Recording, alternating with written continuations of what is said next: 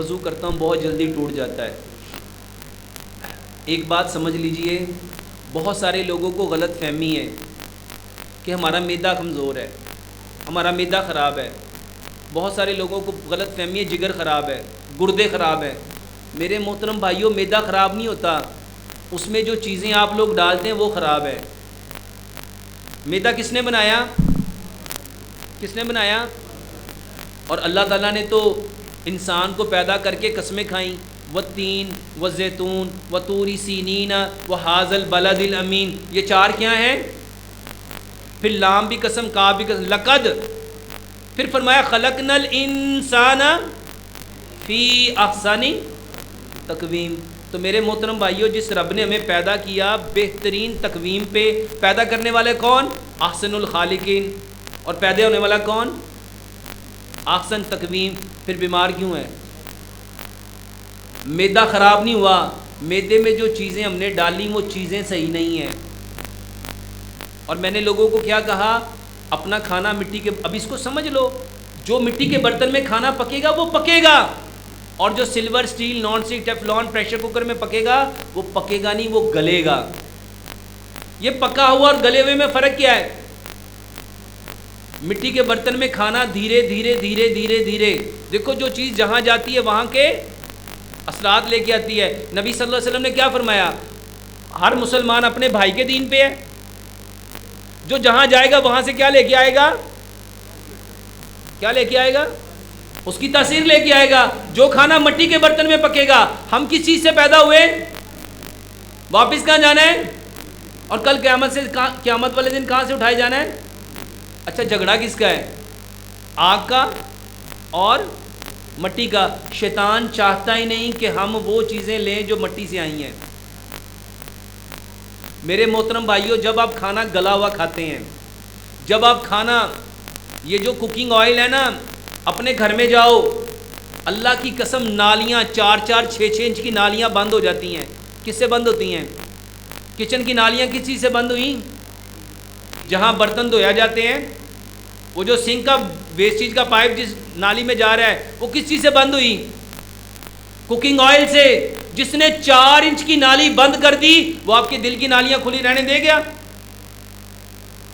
آپ کے گردوں کی نالیاں کھلی رہنے دے گا؟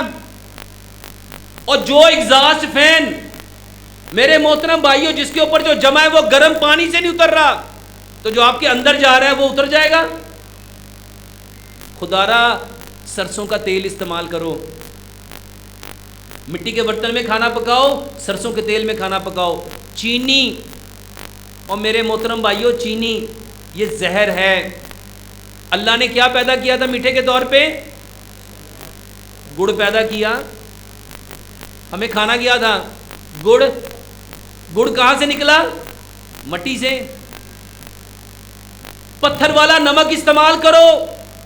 یہ جو آیوڈائز نمک ہے یہ سمندر کے پانی سے لیا گیا، اور پتھر والا نمک مٹی سے آیا۔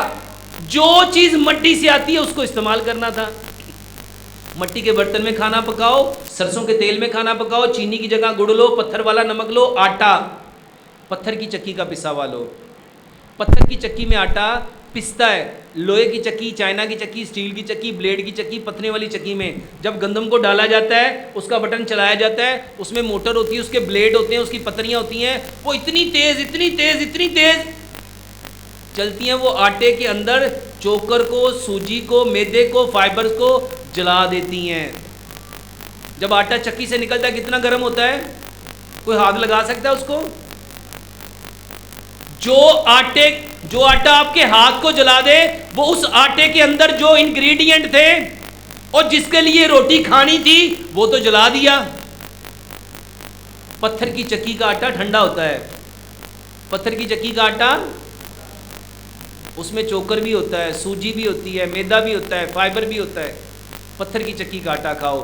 اور میرے محترم بھائیوں، جو پانی زمین سے نکلتا ہے، جو ہمارے باپ دادا ساری زندگی پانی پیتے آئے، اب یہ پانی آپ لوگوں کے لیے خراب ہو گیا، کیونکہ اب ٹی وی آ گیا نا، اس پہ کمرشل آ گئی۔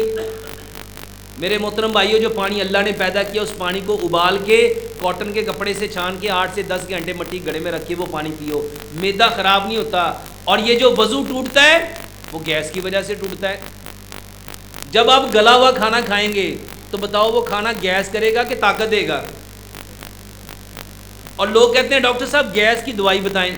اور گیس کی دوائی لینی چاہیے کہ جس کی وجہ سے گیس ہوئی وجہ کو بند کرنا چاہیے.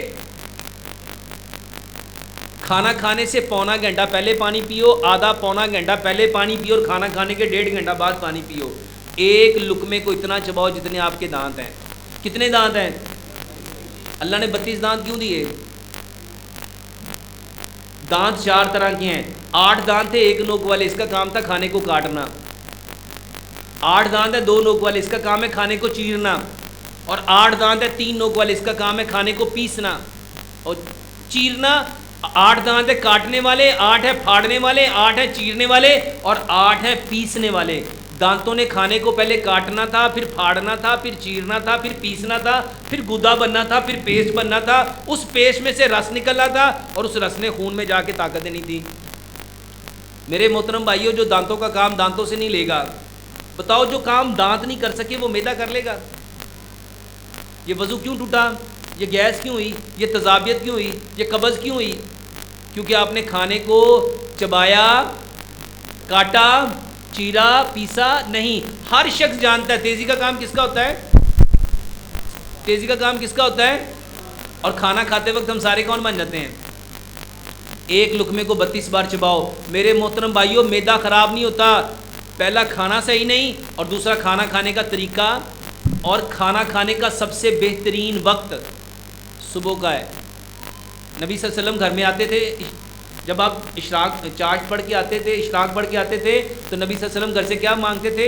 کھانا. مل جاتا تھا تو تناول کر لیتے تھے، اگر نہیں ملتا تھا تو کیا فرماتے تھے؟ میں آج روزے سے ہوں. تو سب سے بہترین کھانا جو نبی صلی اللہ علیہ وسلم نے کھایا وہ صبح کا ہے. صبح کا کھانا 60%، دوپہر کا کھانا 30%. جب مغرب ہو جائے تو نبی صلی اللہ علیہ وسلم نے کیا فرمایا؟ اپنے گھر کے بڑے دروازے بند کر دو، اپنے بچوں کو گھروں کے اندر لے آؤ، کیونکہ مغرب کے بعد کون کھول دیا جاتا ہے؟ شیطان. اور جب عشاء ہو جاتی تھی، پیارے پیغمبر جناب محمد نہ کسی سے کلام کرتے تھے، آپ اپنے چراغ گل کر دیتے تھے اور برتنوں کو الٹ دیتے تھے. یعنی عشاء کے بعد کسی سے بات کرنی، جب بات نہیں کرنی تھی کیا کھانا کھاتے ہوں گے؟ جب کسی سے کلام نہیں کرتے تھے تو کیا کھانا کھاتے ہوں گے؟ اور ہمارا کھانا کب ہوتا ہے؟ بیمار کیوں ہوئے؟ 60% کھانا صبح کو کھاؤ، 30% کھانا دوپہر کو کھاؤ، اور 10% کھانا مغرب سے کم از کم آدھا پونا گھنٹہ پہلے کھاؤ. یہ کرو گے تو انشاءاللہ گیس آپ کو کبھی نہیں ہوگی. اور جب آپ کھانے کو 32 بار چبائیں گے تو آپ کا وضو انشاءاللہ ایک نماز سے دوسری نماز تک آسانی سے رہے گا.